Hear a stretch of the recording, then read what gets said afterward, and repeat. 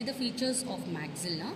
Okay, on the frontal surface you can see that there is an opening which is called as infraorbital foramen. So you can see infraorbital foramen because we have one supraorbital in the frontal bone, so this is called as infraorbital, through which infraorbital plexus of vessels and nerves are emerging out.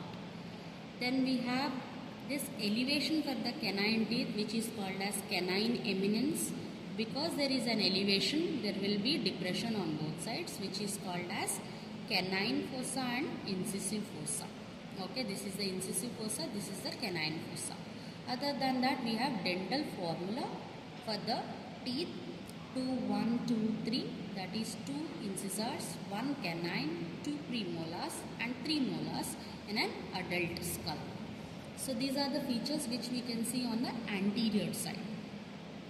Now let's see the posterior side. On the posterior surface, this is called as infratemporal surface.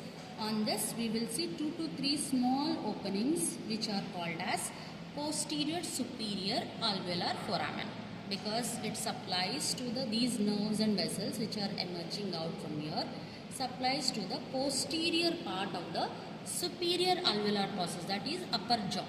That's why it is called as posterior superior alveolar foramen, and the structures which are coming out are called as posterior superior alveolar vessels and nerves. Between the posterior surface and the pterygoid process, we have studied pterygoid process is a part of the sphenoid bone. So we have a pterygoid process here, lateral pterygoid plate is here. Between these two, we have an opening that is called as pterygo-maxillary fissure, because it is between the pterygoid plate and the maxilla. That's why it is called as pterygo-maxillary fissure. It gives entry point to an important region. This region is called as pterygopalatine fossa. So when we enter inside, we will get pterygopalatine fossa.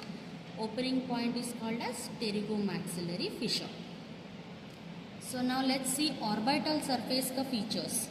This is the orbital surface features. Now if you look carefully, it forms the floor of the orbit. This is the orbital surface. Floor of the orbit also has got orbital surface of zygomatic bone. So this is the zygomatic bone orbital surface. Between these two, we can see a nice passage.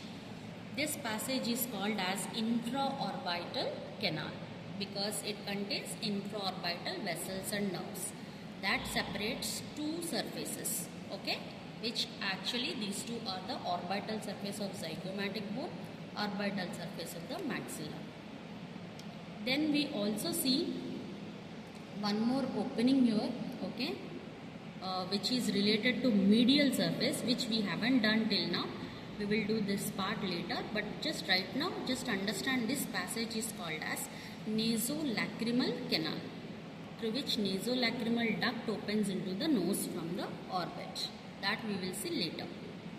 Now let's see nasal surface. This is the nasal surface. In nasal surface, we can see that it forms a lateral wall of the nose. This is the nasal cavity. Each cavity forms, it has got medial wall and a lateral wall. Medial wall is formed by the septum. Lateral wall is showing lot of projections into the nasal cavity. These are called as nasal conchae. We have 3 conchae, superior, middle and inferior. While superior middle are the bones of labyrinth of ethmoid bone, that is separately we can study that. Inferior nasal concha is a separate bone altogether. This articulates with the, that means it forms a joint with the nasal surface of the maxilla. So this is the joining space where you can see inferior nasal concha articulated with the nasal surface of maxilla. Okay. Now let's see palatine surface. This is a palatine surface. Palatine surface forms the hard palate. Now let's talk about hard palate total separately. Okay. If you look at the palate, this is the hard palate. We have soft palate behind it. Hard palate is formed by 4 bones joining by a cruciform suture. You can see that cross-like suture vertically present and horizontally present, which separates 4 bones. What are the 4 bones? These two are the palatine processes of the maxilla. and these two are called as the horizontal plates of the palatine bone. Palatine bone is a separate bone altogether. It has got vertical plate and a horizontal plate.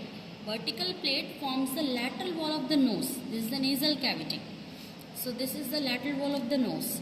This horizontal plate forms the hard palate along with the palatine process of the maxilla. So these are the four bones forming the hard palate. Two palatine processes of the maxilla and two horizontal plates of palatine bones. Then we have some foramina related to the hard palate. At the end, anterior end, we will see an opening. This is called as incisive foramen. This incisive foramen along with four incisors together, this part of the maxilla, this part of the palate is called as premaxilla because this is developed separately from frontonasal process. So that's why this region is called as premaxilla. Then we have two foramen on both sides which is called as greater palatine foramen. These are the greater palatine foramen. If we say greater, that means there should be lesser also. So here you can see small openings. Either we might have two, sometimes three, sometimes only one because they're all fused together to form one here. So you will see two small foramina backwards. These are called as lesser palatine foramen. Lesser palatine vessels and nerves emerge out, supply to the soft palate here. Whereas greater palatine vessels and nerves emerge out here and supply greater palate, that means hard palate, and enters into the nose through the incisive foramen into the nose and supply the nasal cavity as well. So that is the incisive foramen.